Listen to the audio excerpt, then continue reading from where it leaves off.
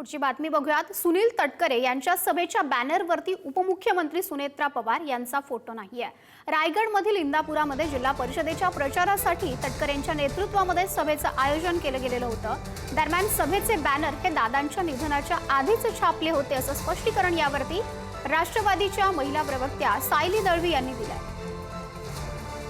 इंदापूर येथे आयोजित केलेली प्रचार सभा ही सन्मान्य आमचे नेते अजितदादांच्या मृत्यूच्या पूर्वी आयोजित केलेली होती।